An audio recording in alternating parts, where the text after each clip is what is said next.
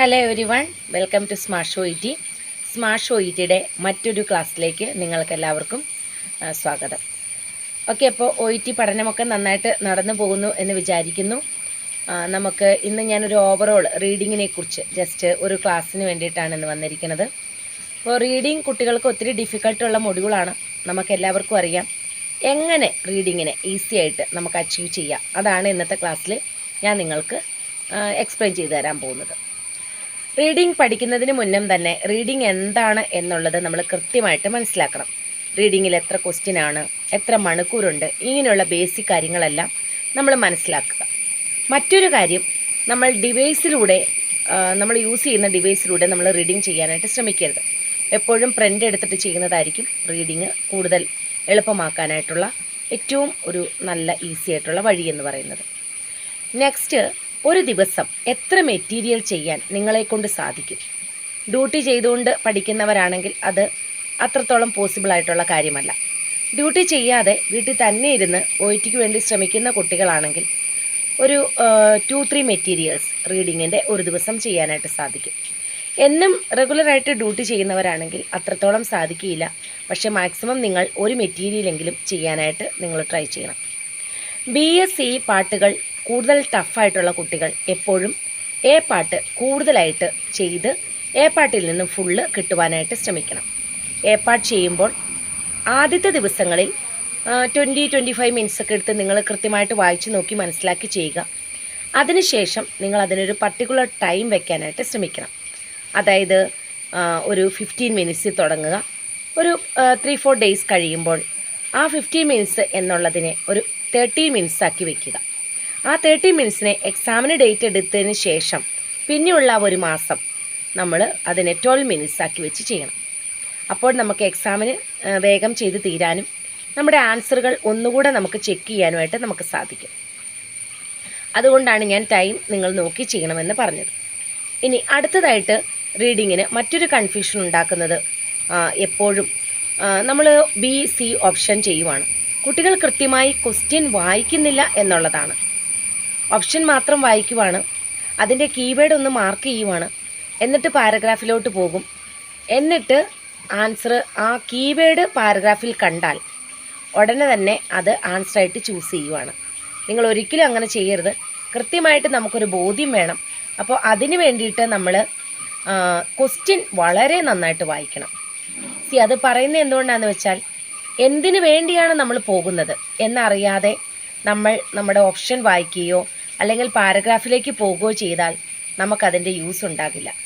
So കൃത്യമായിട്ട് question എന്താണെന്ന് വായിക്കുക.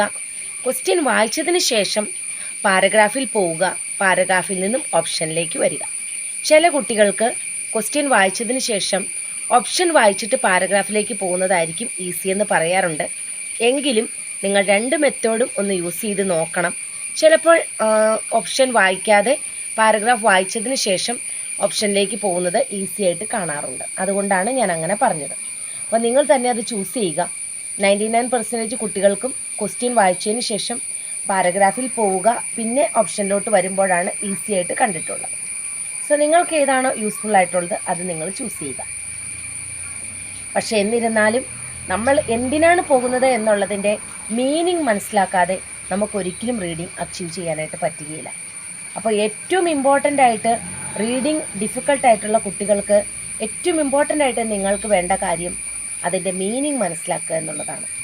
സിനോണിംസ് നന്നായി പഠിക്കുക, മീനിങ് പഠിക്കുക, എവിടെയാണ് ആൻസർ കിടക്കുന്നതെന്ന് നിങ്ങളെ കൃത്യമായിട്ട് കൊണ്ടെത്തിക്കാനായിട്ട് അങ്ങനെ അർത്ഥം മനസ്സിലാക്കി പഠിക്കുന്നത് ഹെൽപ്ഫുള്ളായിരിക്കും. അപ്പോൾ ഇത്രയും കാര്യങ്ങൾ നിങ്ങൾക്ക് മനസ്സിലായിട്ടുണ്ടാവുമെന്ന് വിചാരിക്കുന്നു. ഇനി ഏത് സമയത്താണ് നിങ്ങൾ റീഡിങ് ചെയ്യേണ്ടത്? നമ്മൾക്കൊരു ക്ലിയർ മൈൻഡ് ഉണ്ടാവുന്നത്, നമ്മുടെ ബ്രെയിൻ എപ്പോഴും കൂടുതലായിട്ട് വർക്ക് ചെയ്യുന്നത് മോർണിംഗ് ടൈമിലാണ്. നന്നായിട്ട് ഉറക്കം വന്നിരിക്കുന്ന സമയങ്ങളിൽ റീഡിങ് ലിസണിങ് ചെയ്യാതിരിക്കുക. മൈൻഡ് നല്ല ഫ്രഷ് ആയിട്ടിരിക്കുന്ന സമയം, ഏർലി മോർണിംഗിൽ നിങ്ങൾക്കത് പോസിബിൾ ആണെങ്കിൽ നിങ്ങൾ ആ ടൈമിൽ ചെയ്യുക. അല്ലെങ്കിൽ നിങ്ങൾ എപ്പോഴാണോ ഫ്രഷ് ആയിട്ടിരിക്കുന്ന സമയം ആ സമയത്ത് റീഡിങ് ലിസണിങ് ചെയ്യാനായിട്ട് നോക്കുക. ഒത്തിരി ടെൻസ്ഡ് ആയിട്ടിരിക്കുന്ന സമയം, അതുപോലെ തന്നെ ഫ്രഷ് അല്ലാണ്ട് ഉറക്കമൊക്കെ വന്നിരിക്കുന്ന സമയം, ഈ സമയങ്ങളിലൊന്നും നമ്മൾ മെറ്റീരിയൽ ചെയ്യരുത്.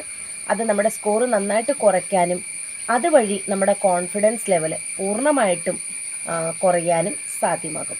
അതുകൊണ്ട് ഈ കൊച്ചു കൊച്ചു കാര്യങ്ങൾ, ഇത് കൊച്ചു കൊച്ചു കാര്യങ്ങളല്ല, വലിയ വലിയ കാര്യങ്ങളാണ്, പക്ഷേ കൊച്ചു കൊച്ചു കാര്യങ്ങളുമാണ്. ഇത് ശ്രദ്ധിച്ചാൽ നമ്മൾക്ക് നമ്മുടെ റീഡിങ് വളരെ ഈസി ആയിട്ട് നമുക്ക് കിട്ടാവുന്നതേ ഉള്ളൂ.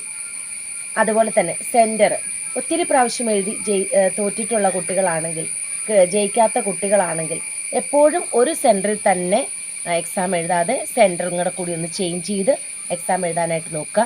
ഇങ്ങനെയുള്ള ചെറിയ ചെറിയ ടിപ്സുകൾ നമ്മൾ ശ്രദ്ധിച്ചിട്ടുണ്ടെങ്കിൽ OET നമുക്ക് കിട്ടാവുന്നതേ ഉള്ളൂ.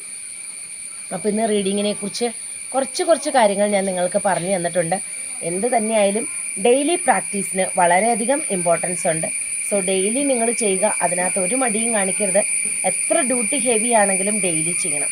അതുപോലെ തന്നെ ഓഫ് ഡേയ്സിൽ, നിങ്ങൾക്ക് ഡ്യൂട്ടി ഇല്ലാത്ത ദിവസങ്ങളിൽ നിങ്ങൾക്ക് അത് ചെയ്യാത്ത എത്ര വർക്കും കൂടെ കൂടി അന്ന് നിങ്ങൾക്ക് കൂടുതൽ ചെയ്ത് തീർക്കാവുന്നതാണ്.